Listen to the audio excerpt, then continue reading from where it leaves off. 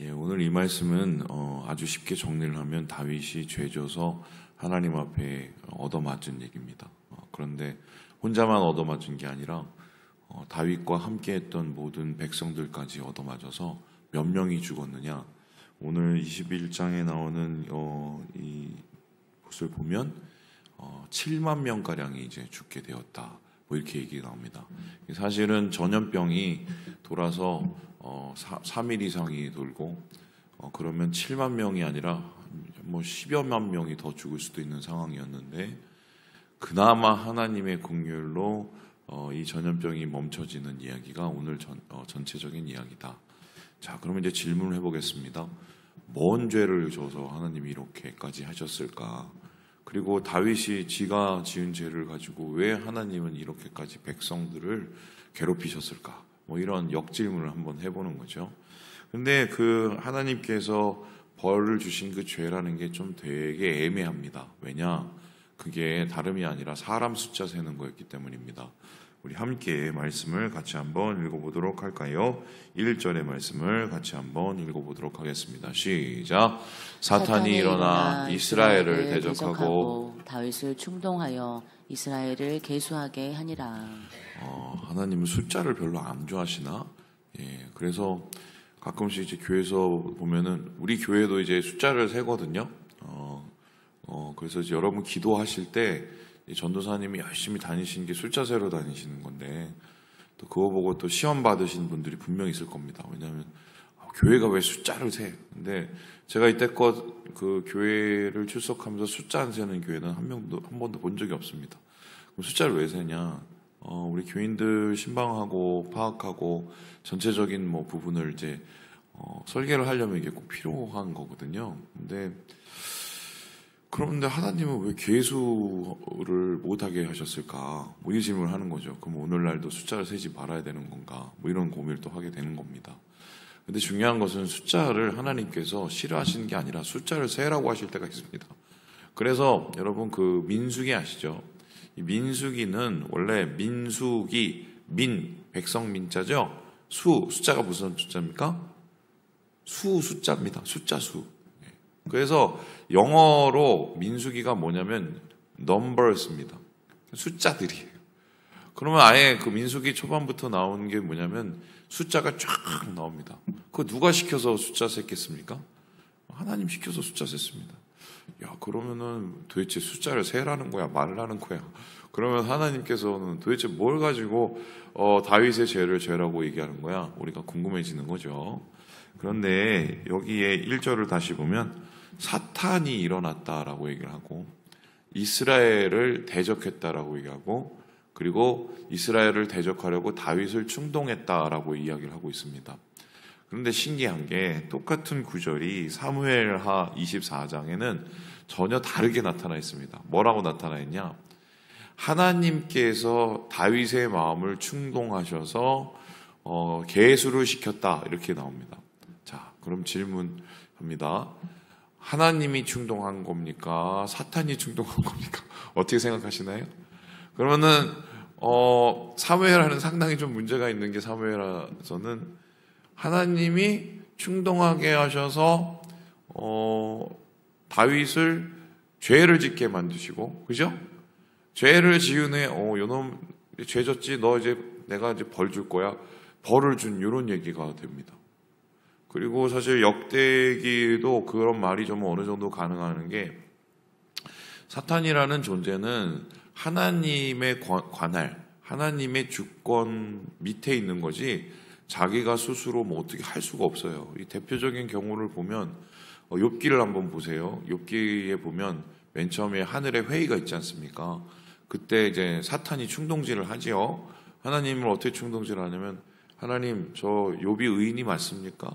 제가 지금 환경이 좋아서 그러지 환경이 나빠지면 제 분명히 딴짓할 거예요. 이렇게 막 이간질을 해대죠.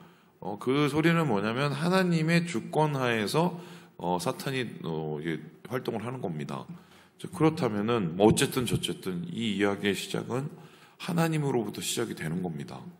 그럼 하나님은 뭐야? 숫자 세라고 일부러 충동질 시켜서 7만 명을 죽이고 도대체 하나님은 어떤 분이야? 더 골치 아파지기 시작합니다.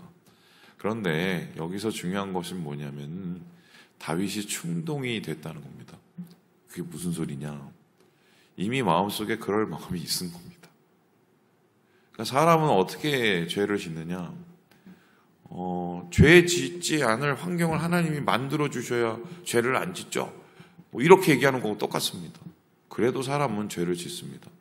뭐 이에 해당하는 재미있는 이야기가 있는데 이건 진짜 실화예요. 제가 가끔씩 얘기하는데 이 사막 교부라고 제가 그 책을 되게 좋아해서 거기에 관한 책을 제 3권이나 가지고 있는데 한 4세기경 뭐 요때 사막 뭐 그 터키 카파도키아나 아니면 이집트에 있는 사막에서 그 한마디로 수도를 하던 수도자들이 있었단 말입니다. 근데 이분들 중에 유명하신 분이 누구냐면 기둥성자라고, 기둥서방이 아니고요. 기둥성자라고 있어요. 근데 이분이 어떤 분이냐?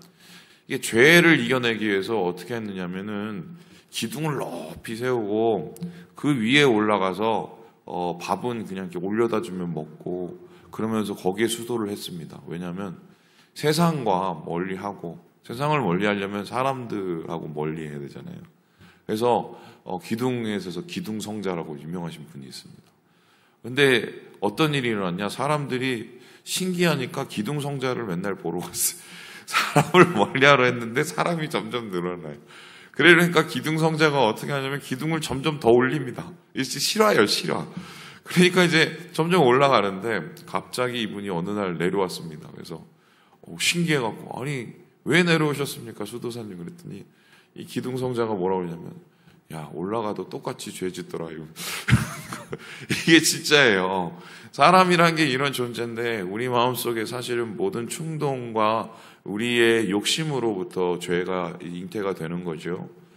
이미 다윗의 마음속에 있었던 그 중심을 보시고 하나님께서는 미연에 이걸 터뜨리시는 거죠. 왜냐하면 잘못하면 다윗도 망하고 이스라엘도 망하게 생겼기 때문에.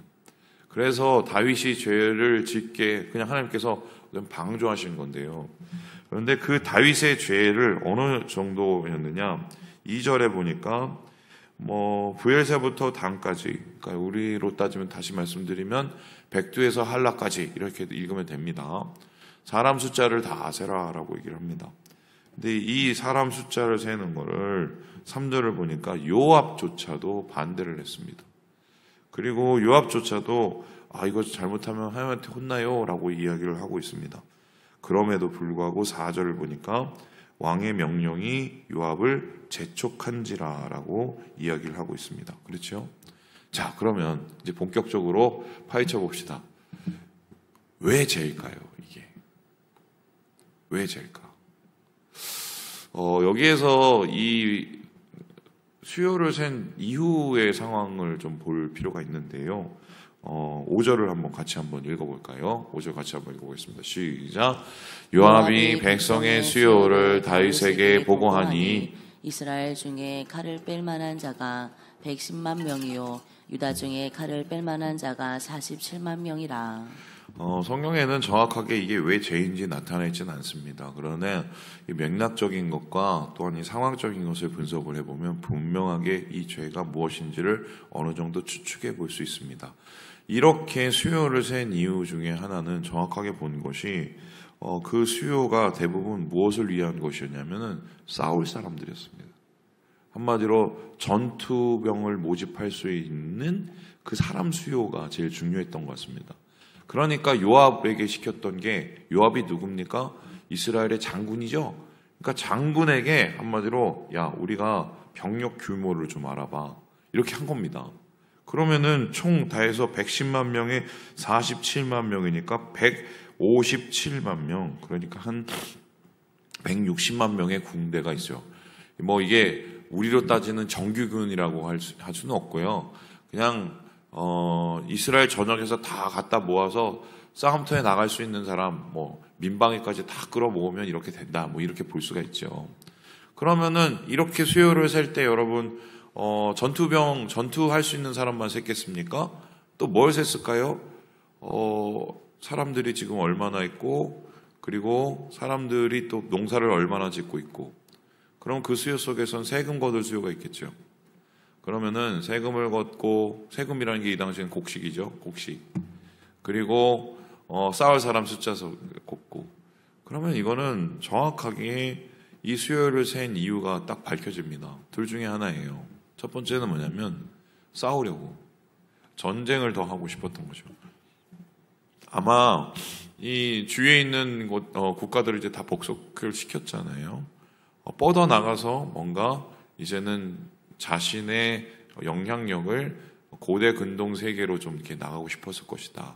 이유가 뭐냐? 요거를 제가 조금 짧게 설명을 해드리자면, 초승달 지역이라고 이제 고대 근동 이렇게 있는데, 여기 이제 두 형님이 있어요. 두 형님이 누구냐면 이쪽에는 이집트, 이쪽에는 바벨론, 페르시아. 그리고 이쪽에는 이제 히타이트라는 민족이 있었었는데, 뭐 이 사람들 갑자기 사라져서 지금 없는 상황인데, 중요한 건 다윗 왕국의 시대가 어떤 시대냐? 애굽 형님도 조금 힘이 약해서 지지부진하는 시대, 그리고 바벨론 형님도 좀 약해서 지지부진하는 시대.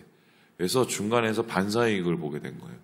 그러니까 아무리 봐도 이 발뻗을 자리가 보인 거죠.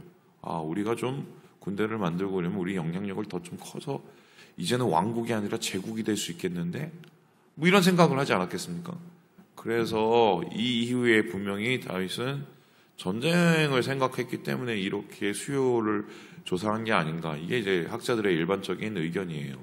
그리고 두 번째는 또 어떤 얘기가 있냐면 이런 겁니다. 뭐냐면 요 얘기 전에 사무엘하에는 뭐가 있냐면은 다윗이 되게 몸소리를 쳤던 두 가지의 일이 있습니다. 뭐냐면은 첫 번째는 아들 레미가 반란을 일으킨 거고요.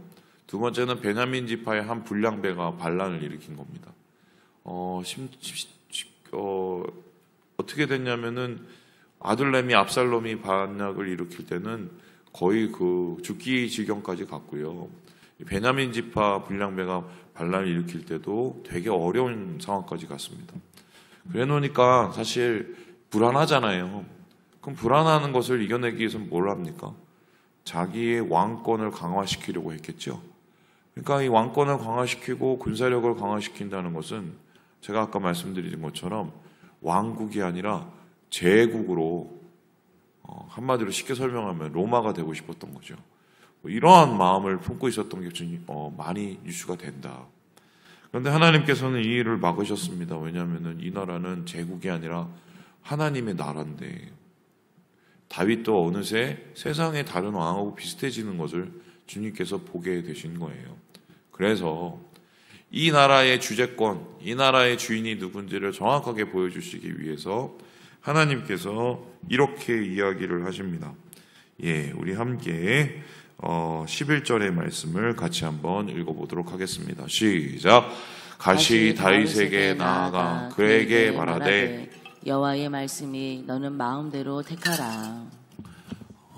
마음대로 택하라. 이게 무슨 소리냐면 벌 받을 거를 마음대로 택하라, 이렇게 얘기하고 있는 겁니다. 그 세 가지의 벌이 뭐였냐? 한 가지는 3년 기근, 두 번째는 석 달 동안 적군에게 패하는 것, 세 번째는 전염병 3일, 이렇게 얘기합니다. 이게 어떤 겁니까? 야, 너 죽도록 세게 한 대 맞을래? 얇은 매로 30대 맞을래? 이런 거예요. 근데 여기에서 중요한 거는 이걸 고르는 게 중요한 게 아니라 네 맘대로가 아니라 이거는 하나님의 주권하에서 고르는 거죠. 하나님께서 이 징계를 통해서 가르치신 게 뭡니까? 이 나라의 주인이 누군지를 정확하게 보여주신 겁니다. 그죠? 네가 왕권을 가지고 네가 다스리고는 있지만 사실 그것은 하나님이 허락하신, 그죠? 하나님이 허락하신 권력이에요. 그래서 그 권력이 지켜지는 것도 하나님이 지켜주셔야 지켜주는 겁니다. 그런데 그것을 망각하고 이게 마치 자기 것처럼, 그리고 더 크게 할 수 있는 것처럼 뭐 욕심이 생겼겠죠. 그래서 하나님께서는 정확하게 이 다윗에게 교통정리를 해주시는 거죠. 그게 바로 요 얘기라고 볼 수가 있겠습니다. 그런데 중요한 것은 이 이야기에 다윗이 아주 올바른 선택을 했다는 겁니다. 제가 앞에서도 얘기했지만 계속 다윗의 가장 큰 업적, 다윗의 가장 큰 장점이 뭐냐? 다윗은 죄를 안 졌습니까? 죄 엄청 졌습니다. 다윗은 실수를 안 했나요? 실수 엄청 했습니다. 하지만 다윗이 남달랐던 이유, 다윗이 하나님의 마음에 합한 자라고 불렀던 이유는 딱 한 가지예요. 회개를 잘합니다. 잘 뉘우쳐요. 예.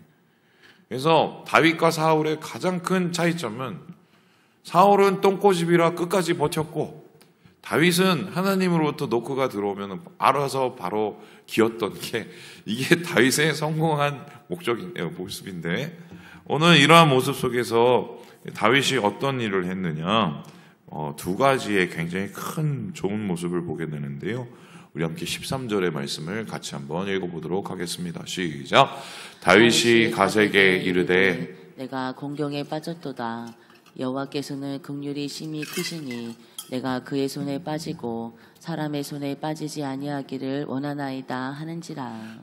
뭘 택했냐면은 짧고 굵게 세게 한 대 맞을게요 이렇게 얘기를 했지만 세게 한 대 맞는 게 중요한 게 아니라 여기서 중요한 건 다시 보여주시죠. 하나님의 손에 직접 맞겠습니다. 적군 쫓기는 거 그리고 기근 뭐 이런 거 말고 하나님의 손에 직접 맞겠습니다. 하나님 직접 때려주세요. 예, 이렇게. 그러니까 이미 여기서 이제 하나님은 마음이 좀 움직이신 거죠. 감동한 거죠. 아, 얘가 정신을 차렸구나. 아, 그래도 나를 인정을 하네. 이렇게 된 거죠. 그리고 나서 더 여기에서 중요한 게 한 가지가 나오는데 17절의 말씀을 같이 한번 읽어보도록 하겠습니다. 시작. 하나님께 아뢰되 명령하여 백성을 계수하게 한 자가 내가 아니니까 범죄하고 악을 행한 자는 곧 나니이다. 이 양떼는 무엇을 행하였나이까? 청하건대 나의 하나님 여호와여 주의 손으로 나와 내 아버지의 집을 치시고 주의 백성에게 재앙을 내리지 마옵소서 하니라. 내 잘못인데 왜 저만 때리지? 왜 이 백성을 다 때립니까? 애민 정신, 그죠? 주님의 백성들을 사랑하는 애민 정신을 이렇게 보여주게 된다. 그런데 이게 되게 좀 막말을 해볼게요. 제가 이렇게 여우 같은 얘기입니다. 왜 그럴까요? 다시 한번 띄워주시죠. 나와 내 아버지의 집을 치사 이렇게 얘기합니다. 근데 하나님 이걸 하실 수가 없어요. 왜일까요? 하나님이 이미 약속을 하셨기 때문입니다. 어떤 약속이죠? 너와 너의 집안을 축복하고 왕위를 끊지 않겠다고 하나님께서 소금 언약을 해주셨기 때문에 다윗은 그걸 알았는지 몰랐는지 모르겠지만 하여튼 어쨌든 하나님께 자기 잘못을 아뢰고 백성들을 사랑하는 마음을 이제 드러내서 하나님께서 진노를 거두시고 3일이 아닌 꼬박 채우지 않고 하나님께서 그 진노의 폭을 굉장히 긍휼을 베풀어 주시는 거죠. 자, 그런데 흥미로운 것은 이 얘기하고 마칠게요. 이 사건이 사실 역대기 21장에 기록된 이유가 뭔지 아십니까? 사실은 역대기에는 다윗에 대해서 좋은 얘기만 나오지 나쁜 얘기는 별로 안 납니다. 예를 들어서 심지어는 아들내미한테 쫓긴 일도 안 나오죠. 죄진 일도 안 나오죠. 미갈한테도 이렇게 놀림당한 일도 안 나옵니다. 안 나와요. 근데 굳이 이 이야기를 썼던 이유가 뭘까?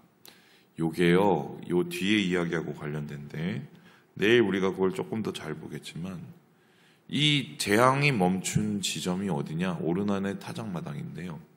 그 오르난의 타작마당이 무엇이 되느냐? 성전이 됩니다. 그 얘기하고 싶어서 사실 그 얘기 쓴 거예요. 그러면은 어떤 얘기가 되냐면 하나님에게 예배를 드리는 예배당 혹은 우리의 성전은 어떤 곳이냐? 주님의 진노를 멈추고 하나님의 긍휼이 시작되는 곳입니다. 그게 예배예요, 사실은. 하나님의 진노가 그쳐지고 긍휼이 시작되는. 그래서 예배당의 가장 중심, 성전의 가장 중심에 있었던 그 기물이 뭐였냐면 하나님의 언약궤잖아요. 근데 언약궤 뚜껑이 있었습니다. 혹시 하나님 언약궤 뚜껑의 이름이 뭔지 아시는 분 압니까? 시은좌예요. 시작할 시, 은혜은, 자리좌. 하나님의 은혜가 긍휼이 시작되는 곳. 오르난의 타작마다 요 얘기하려고 말씀을 마칩니다. 사랑하는 여러분, 오늘 하루 주님의 은혜와 긍휼을 경험하시고 여러분의 그 자리가 시은좌가 돼서 주님과 함께 동행하시는 하루 되시길 주님의 이름으로 축원합니다.